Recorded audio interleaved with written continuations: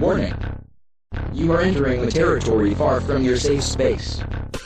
You must turn back now, or you will become informed. Go. Now. In an 1856 letter to his wife Mary Custis Lee, Robert E. Lee called slavery immoral and political evil.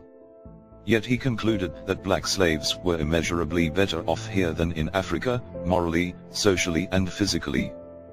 The fact is, large numbers of free Negroes owned black slaves, in fact, in numbers disproportionate to their representation in society at large. In 1860 only a small minority of whites owned slaves. According to the U.S. Census report for that last year before the Civil War, there were nearly 27 million whites in the country. Some 8 million of them lived in the slaveholding states. The census also determined that there were fewer than 385,000 individuals who owned slaves. Even if all slaveholders had been white, that would amount to only 1.4% of whites in the country, or 4.8% of Southern whites owning one or more slaves. In the rare instances when the ownership of slaves by free Negroes is acknowledged in the history books, justification centers on the claim that black slave masters were simply individuals who purchased the freedom of a spouse or child from a white slaveholder and had been unable to legally free them. Although this did indeed happen at times, it is a misrepresentation of the majority of instances, one which is debunked by records of the period on blacks who owned slaves.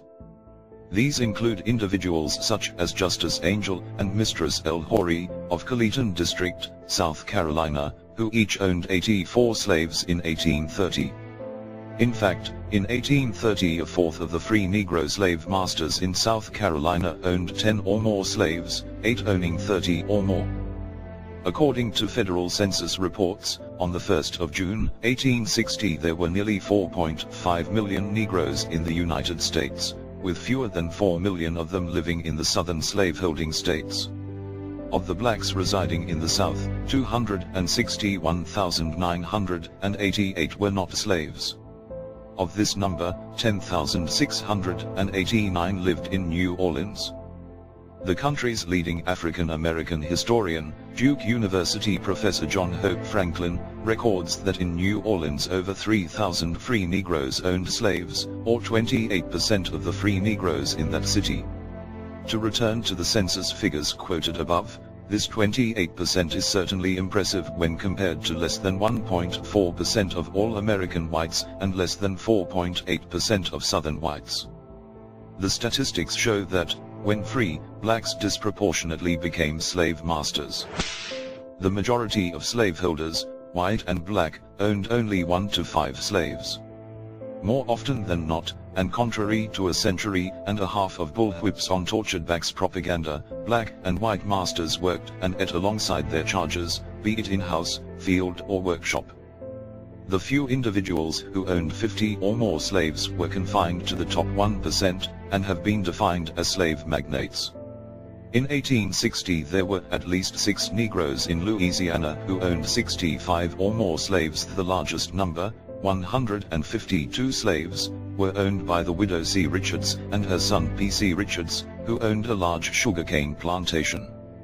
Another Negro slave magnate in Louisiana, with over 100 slaves, was Antoine Dubuclet, a sugar planter whose estate was valued at, in 1860, $264,000. That year, the mean wealth of Southern white men was $3,978.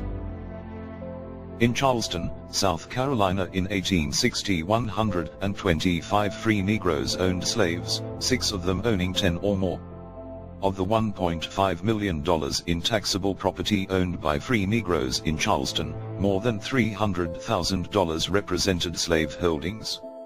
In North Carolina 69 free Negroes were slave owners. In 1860 William Ellison was South Carolina's largest Negro slave owner.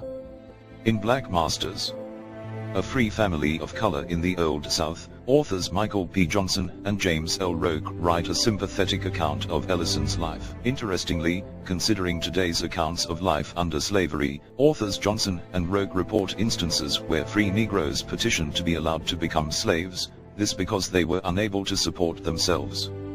I remember being cautioned about how liberal universities and the media try to rewrite history. While I tried to be on the lookout for blatant cases of bias, you can't really anticipate when information is simply being omitted. It's not like this is a case of not asking enough questions. This is simply a case of educators sweeping a part of our history under the rug. This information just doesn't lend itself to the narrative of our country's history that the powers that be would like us to believe. It's as simple as that. If I, with quite a bit of active studying, never heard about this, I am guessing you didn't either.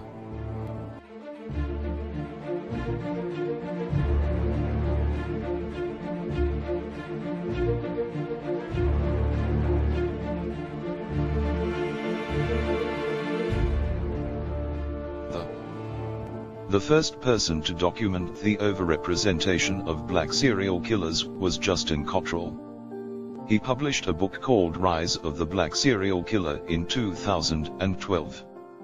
Cottrell did not write this book in vain.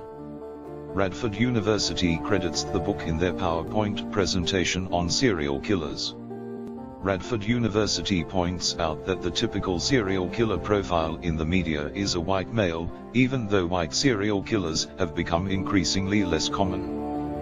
They credit Cottrell with finding hundreds of black serial killers that were not on other lists. Essentially, Cottrell blew the lid off of a massive media cover-up. In 2012, Radford University partnered with Florida Gulf Coast University to create a vast database of serial killers. They published a 20-page document with statistics. The most significant part is page 6, which breaks down serial killers by race and decade. Blacks have always been overrepresented among serial killers. In the 1990s, that overrepresentation surged. There were more black serial killers in the 1990s than white serial killers. Since 2000, a majority of all serial killers have been black.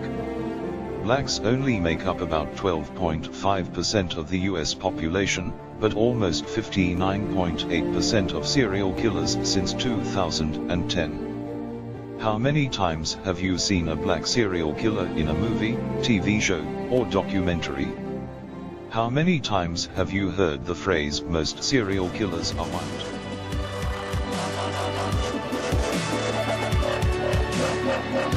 The truth shall set your nappy head free!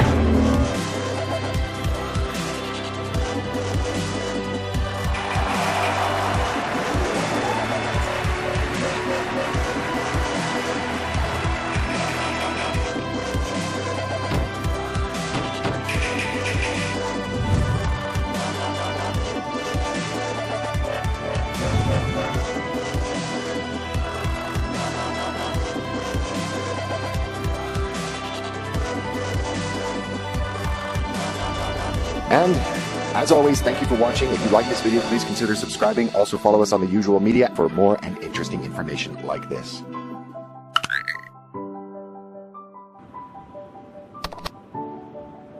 Fight their asses!